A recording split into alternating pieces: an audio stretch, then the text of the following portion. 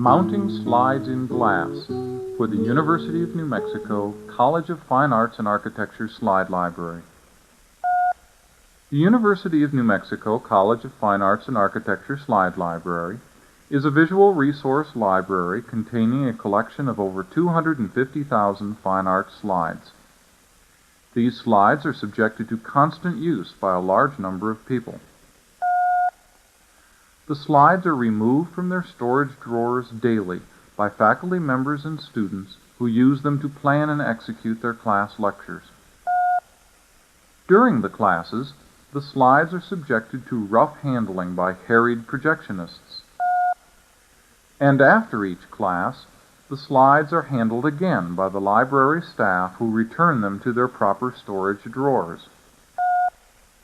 Standard slide mounts cannot provide the protection or the durability necessary for this type of constant handling and use.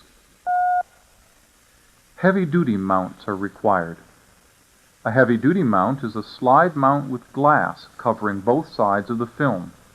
There are many heavy-duty mounts on the market today made of glass, metal, or plastic.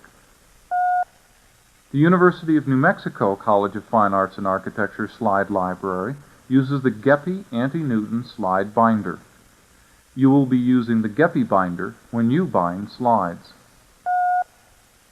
The Geppy binder consists of a plastic frame with metal tabs and glass inserts. The front of the binder is white to deflect the heat of the projector bulb, while the back is gray and carries the Geppy trademark. Mounting a slide transparency in a Geppy slide binder is a relatively straightforward operation, but a small amount of specialized equipment and materials is necessary. The equipment includes a Geppy slide mounting press, a Static Master nuclear brush, and a pair of scissors. The materials include Scotch polyester film tape, Avery self-adhesive red coating dots, and pre-typed self-adhesive accession number tags and identification labels. Before you begin to bind a slide, you must first remove the transparency from its original mount. Some original mounts are sealed or pop-open plastic binders or sliding metal binders. But the standard original mount is cardboard, so removing a cardboard mount will be demonstrated here. The standard cardboard mount has 3 smooth edges and 1 perforated edge. You should cut off the perforated edge of the mount with the scissors, peel back the 2 paper sides of the mount, and remove the transparency, touching only the sprocket area. The cardboard mount should be discarded. Now look carefully at the freed transparency. You will see that the film has 2 different sides, a glossy smooth side and a cloudy emulsion side. In original color slides, such as the slides taken from books, the glossy non-emulsion surface is the correct side for viewing. Therefore, the glossy surface should be mounted face up. The emulsion side of the film carries the chemicals that produce the image. Great care should be taken to avoid damaging this side of the film. It should be bound face down. If it is difficult for you to distinguish the glossy side of the film from the emulsion side, the manufacturer's printing on the film sometimes offers a clue. The printing is correct and readable on the glossy side, while it is incorrect and reversed on the emulsion side. If the slide was taken from a book, a quick comparison with the book plate will also give you the correct viewing side. If the slide is a copy, not an original, as slides in commercial slide sets sometimes are, the glossy side might not be the correct viewing side. To discover the correct viewing side in commercial slide sets, check the title slide of the set, or any printing that appears on the original slide mounts. An additional close look at the transparency also reveals that the image to be projected does not always fill the entire rectangular area of the film. Hans Holbein's portrait of Henry VIII, for example, is nearly square, and when it is projected, undesired background areas appear. When you prepare to bind a slide, you must plan to mask out these unwanted areas. Before placing the transparency in the binder, you must orient the Geppy trademark, which is molded into the back side of the slide mount. If the transparency fits into the mount horizontally, the trademark should be at the bottom of the mount. If the transparency fits into the mount vertically, the trademark should be oriented to the right. This orientation becomes important later, when you attach the accession number labels. Once the trademark is correctly oriented, you must remove all dirt and dust particles from the film and glass. To remove the dust, use the Static Master nuclear brush. This brush contains a polonium grid that emits harmless alpha radiation. The radiation ionizes the air and dissipates static charges. Hold the brush grid side down and slowly draw it in the direction of the grid over both sides of the glass and the transparency until all foreign objects are removed. Not only will this remove the dust and lint, but it will eliminate the static charge as well and prevent further dust from being attracted to the slide. Be thorough, because dust particles that are not removed will be visible when the slide is projected.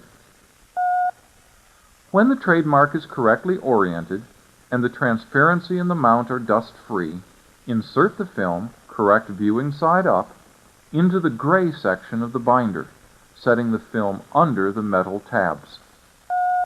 Take care not to touch the central area of the film or the glass inserts. Any fingerprints you leave on the film or the glass will be visible when the slide is projected. Fingerprints also provide a growth medium for fungi, and a fungus can destroy the film and the image on it. Next, carefully center the image in the binder. When projected, the image should appear in the center of the projection screen. If the image is not centered in the slide binder, it will not be centered on the screen. This can be alarming to the speaker and distracting to the viewer. Once the film is in place, take the Scotch polyester film tape from your supplies and cut a 1/2 inch length of tape from the roll. Anchor the film to the binder by placing the tape over the point where the film slips under the metal tabs. Then cut two 1 1/4 inch lengths of tape from the roll. Place these pieces of tape over the unwanted areas of the film. Be sure to place the tape exactly at the edge of the image. This is very important. If the tape overlaps the image, vital information might be cut off. On the other hand, if the tape does not contact the image, a distracting white edge will appear. If the tape is not straight, the image will be projected as a rhomboid. And if the tape is bunched or folded, it will allow air and moisture to collect on the film, causing a spectrum-colored ring called a Newton ring. When the film is properly masked, brush off all the additional dust and dirt picked up during the masking process. Then place the gray section of the binder, face up, in the Geppy slide press. Place the white section of the binder on top of it. Apply pressure to the handle of the press until you hear the two sections of the binder snap together.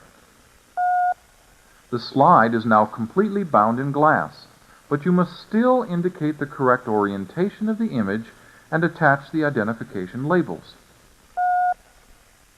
You will indicate the correct orientation of the image by using the Avery coding dots. Turn the slide so that it is in the correct position for viewing, and place a red coding dot on the lower left-hand corner of the binder. Be accurate. Misdotted slides will not be properly oriented when projected. Next, select the proper label for the slide and fix it to the wide area of the mount opposite the red dot. Be sure the label is straight and restricted to the plastic portion of the mount. A crooked label will obstruct the image when it is projected and could cause the slide to stick in the projector. Turn the slide over and place the proper accession number in the wide area of the mount behind the label. If you have oriented the mount correctly, the trademark will be at the bottom of the slide and will not interfere with the accession number. The correct orientation and identification of the slide is now clear, and the binding process is complete. Don't eliminate any of the preceding steps when you are binding slides. Remember, remove the transparency from its original mount, orient the trademark, remove all dirt and dust particles from the transparency and the glass, place the transparency, correct viewing side up, in the gray section of the Gepi mount, anchor the film to the mount and carefully mask out all unwanted areas of the film. Press the two sides of the mount together in the Gepi slide mounting press. Stick an Avery red dot to the lower left-hand corner of the frame and attach the correct identification label and accession number to the mount. If you follow these steps correctly, you will produce a properly bound slide.